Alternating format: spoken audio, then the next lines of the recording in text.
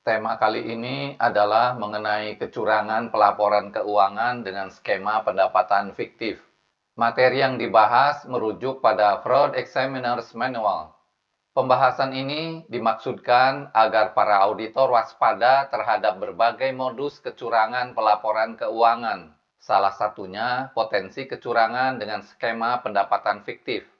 Pada akhir video ini diberikan contoh kecurangan pelaporan keuangan dengan skema pendapatan fiktif yang terjadi belum lama ini pada perusahaan startup atau perusahaan rintisan di bidang budidaya perikanan yang sudah berstatus unicorn. Unicorn adalah status yang diberikan kepada perusahaan startup yang nilai valuasinya atau nilai pasarnya mencapai 1 miliar US dollar atau lebih. Sebelum kita lanjutkan pembahasan, mohon jangan lupa subscribe, like, dan share sebagai bentuk dukungan Anda terhadap channel ini.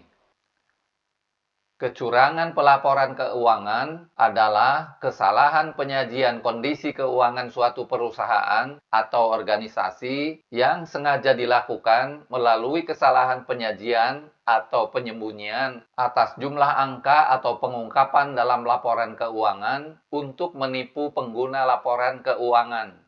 Kecurangan pelaporan keuangan biasanya merupakan sarana untuk mencapai tujuan, bukan tujuan itu sendiri.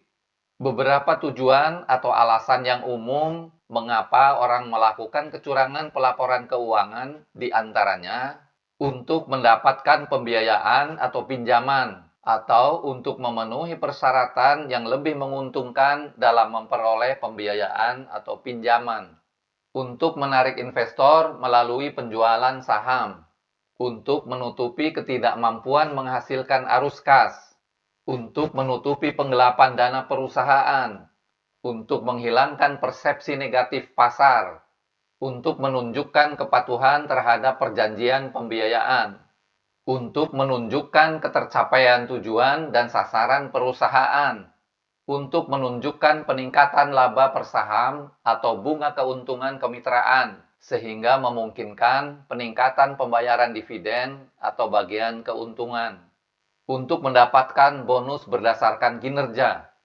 untuk mendapatkan harga pembelian yang lebih tinggi dalam akuisisi.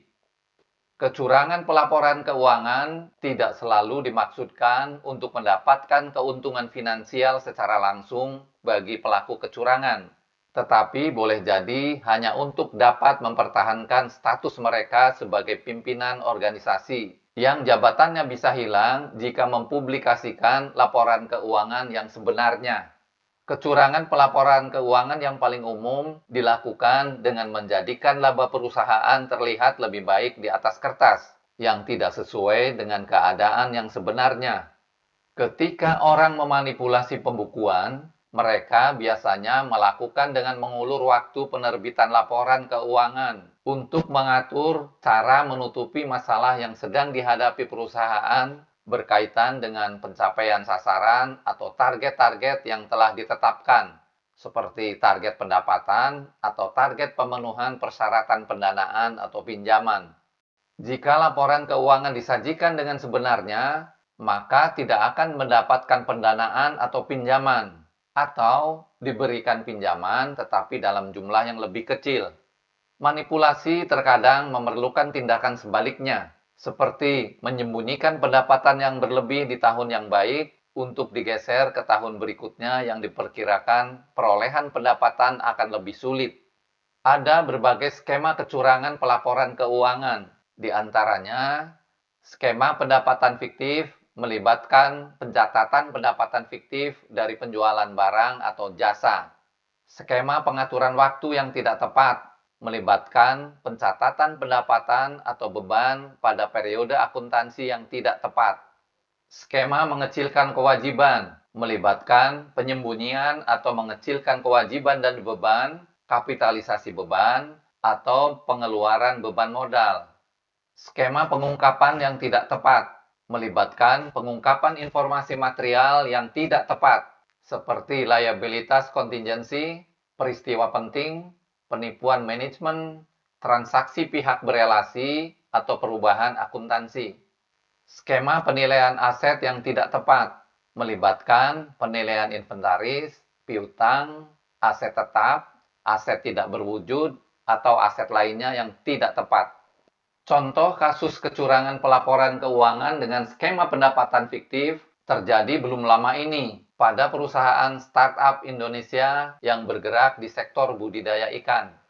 Pada tanggal 1 Januari 2025, CNBC Indonesia merilis berita tentang salah satu perusahaan startup Indonesia yang bergerak di sektor budidaya ikan, yaitu Evisery yang didirikan pada tahun 2013, diduga memalsukan laporan keuangan sejak tahun 2018 sampai tahun 2024, di mana kecurangan tersebut mulai terungkap pada akhir tahun 2024. Evisery menerbitkan dua laporan keuangan.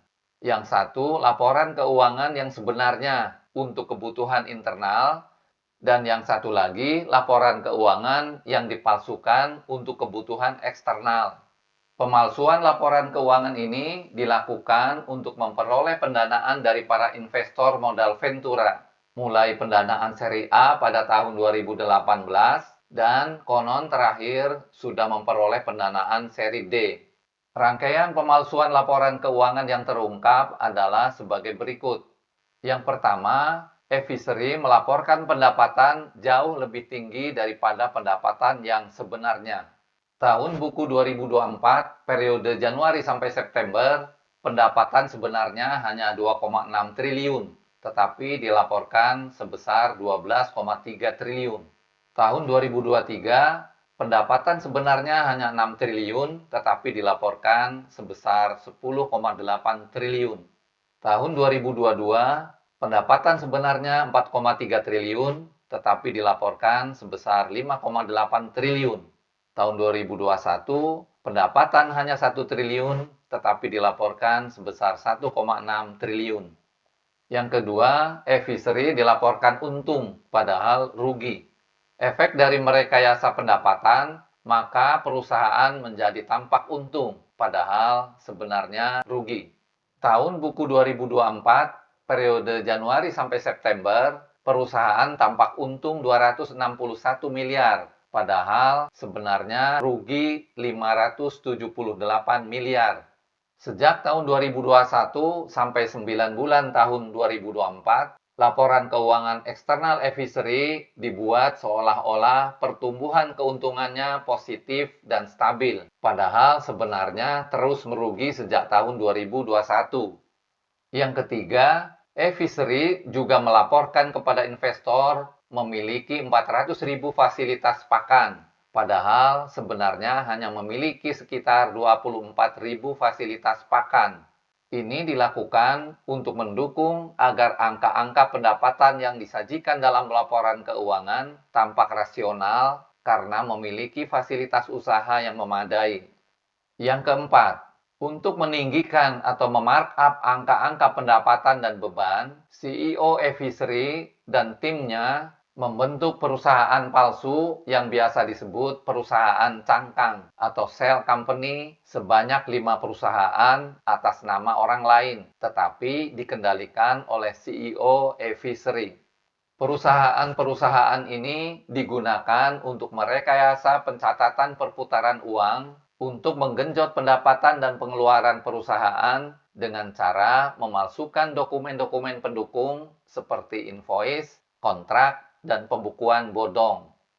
Sampai di sini dulu, jangan lupa subscribe, like, dan share.